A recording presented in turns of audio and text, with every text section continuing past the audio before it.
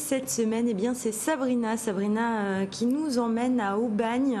Du côté d'Aubagne, on part pour une randonnée sur les traces de Marcel Pagnol. Voilà, alors je vous propose de partir pour une randonnée un peu particulière, c'est sur les traces de Marcel Pagnol, et ça se passe donc à Aubagne. Alors ce circuit est proposé par l'Office de tourisme d'Aubagne, et il y a deux types de circuits. Un circuit court de 9 km et un autre un peu plus long pour les plus courageux de 20 km.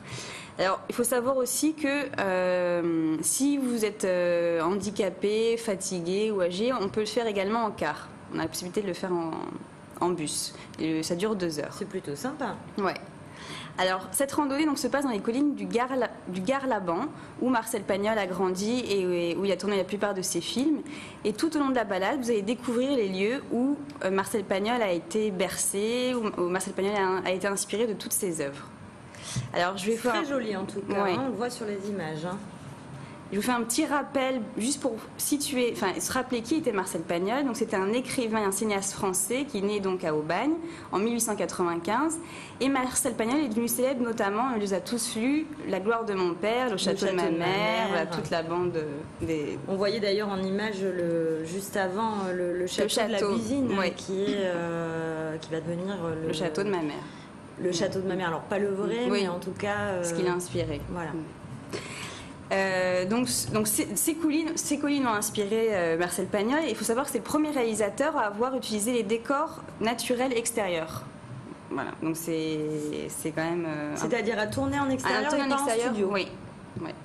Donc ça s'est passé sur ces collines, justement, où se passe la randonnée. Et on dit qu'il a créé une sorte de Hollywood de la Provençale.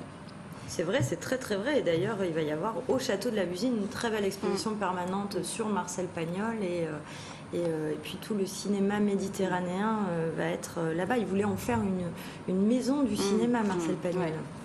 Alors cette randonnée, parlez-nous-en un petit peu. Moi, je vous propose déjà d'écouter Joseph, qui est un guide du Sentier Pagnol, qui nous parle justement des lieux à visiter pendant cette randonnée. On fait le château de la Buisine, disons le château de ma mère, le cimetière, la fontaine de Manon et la Pascaline, c'est-à-dire la maison où il a écrit ses souvenirs d'enfance. Et puis on retourne par la route des Our, en passant par l'épicerie du Spunz, où il a les fameuses anchois des tropiques.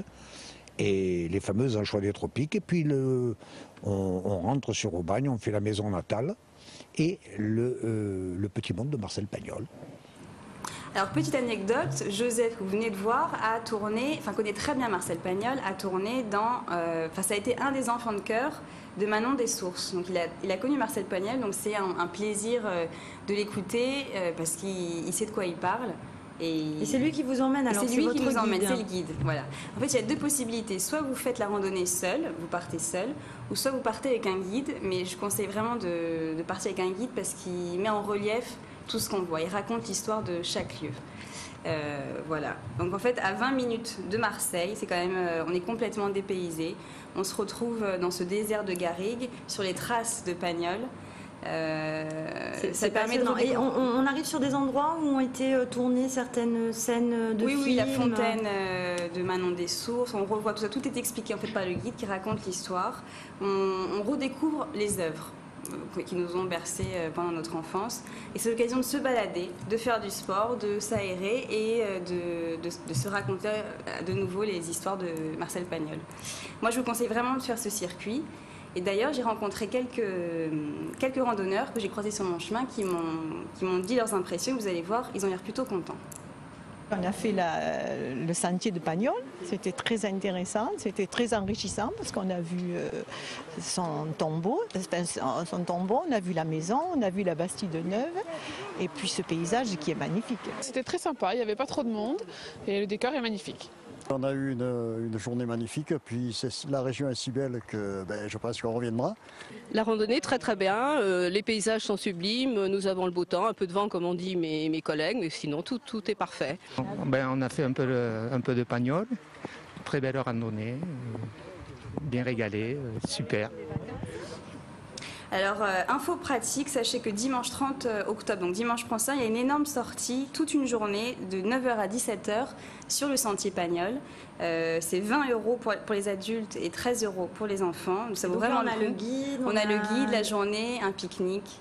Et on va sur les lieux de Marcel Pagnol, soit en randonnée, donc comme je l'ai dit, ou soit en car pour ceux qui ne se sentent pas de le faire à pied. Voilà, et pour plus d'infos, rendez-vous sur le site de l'Office du tourisme d'Aubagne qui s'est affiché. Donc voilà, on peut envoyer un petit mail pour avoir les informations et puis au cas où on peut aussi taper Aubagne, vous allez tomber sur le site internet de l'Office du tourisme et puis vous trouverez toutes les informations.